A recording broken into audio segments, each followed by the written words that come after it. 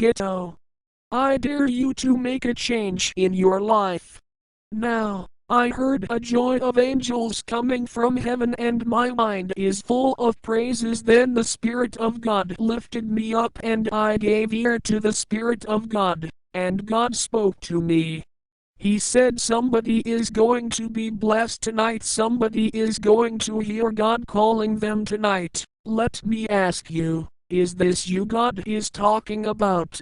If this is you God is talking about, for example, are you in the ghetto strung out on drugs? Are you in the ghetto drinking every day or an alcoholic? Are you in the ghetto robbing people every day? Are you out in the ghetto making a hustle? Are you the child that your mother left and you're never known your father? Are you the school dropout? Are you the man I saw on the corner begging? If any of these people are you, then it must be you whom I must be talking to. We have come too far to turn around, especially the people in America like Americans who gave their lives to make a social and civil right change for the people in America. These people had struggled to fight too long to make a change in this country, and I must speak up when I see you doing wrong. But it is not too late for transformation. There help out there, such as churches in the community, hospitals, and organizations. Ask Jesus to help you find a support group in your life to help you change your wrong habits. The way to talk to Jesus is meditate. Find you a quiet place where you can be alone, even if it is a church. Ask your local church, can you use the church to be alone so you can talk to Jesus? Once you are alone with Jesus, close your eyes and think about Jesus. And once you have been quiet for a minute or so, ask Jesus to pardon your sins and help you change your life. So to live a better life than you had been doing. The ghetto life is no joke. Living in the ghetto can be extremely difficult, especially if you are doing the wrong things there, like selling or using illegal drugs. Worst, if you came from an abandoned home. I know, because I was raised up in the ghetto. But one thing I learned about the ghetto is that people always talking about how other African Americans become successful and leave the ghetto and never returns to the ghetto. Let me tell you something about that by experience. What happens here is usually people from the ghetto who gets out the ghetto gets a new taste of life. It is like me asking you to transform your life and turn to God is the same thing people get when they leave the ghetto. They become transformed. In addition, they have been living around different people from the ghetto. By they living in different environments, so the ghetto becomes a picture like you see in Africa, where people are hungry, smelling, and lives in huts. This is the best way I can tell you how people feel when they leave the ghetto and don't return. When an African American leaves the ghetto, they see less crimes and people look healthy than those in the ghetto, and these people who made out the ghetto probably need even was harassed there, or they never even had any problems in the ghetto. It is just knowing and have lived in the ghetto is make them not want to come back. What I have to say about all this is that African Americans do not travel enough. They often stay in their community and do not learn about other cultures and their community, but other cultures take out the time to learn African American communities.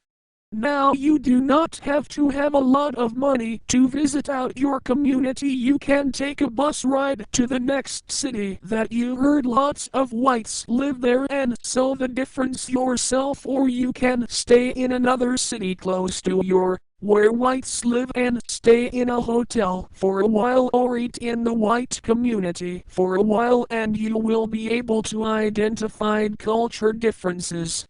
See, the best thing about learning about God is that He knows everybody in every culture, and once He enlighten you to build wisdom, though His teaching which you learn from the Bible.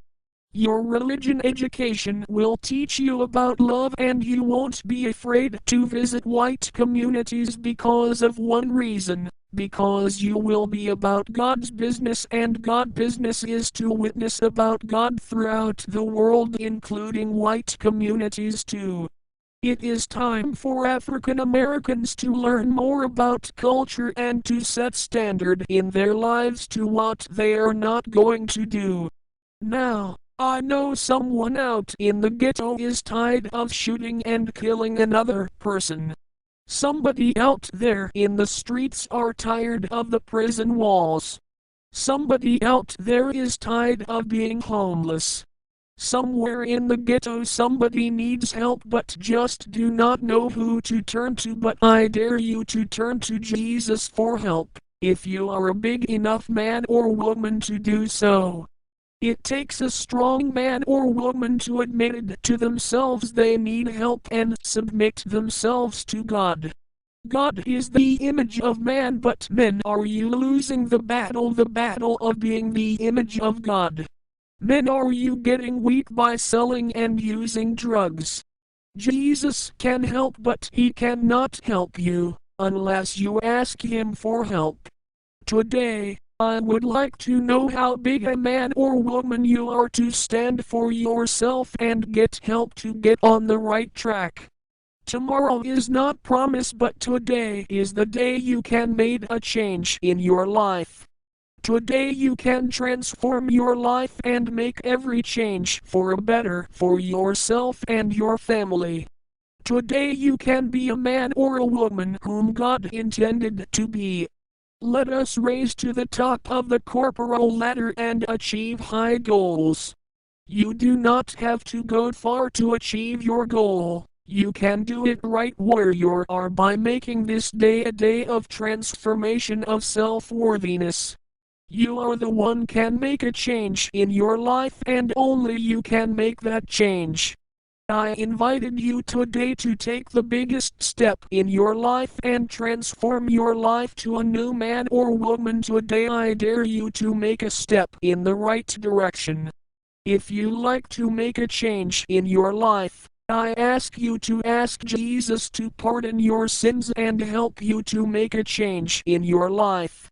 Repeat after me. I love God and I ask Jesus to pardon my sins, and from this day on I will say my prayers every day and work on a goal by writing down everything I dislike about myself and work on trying to improve them. God bless you.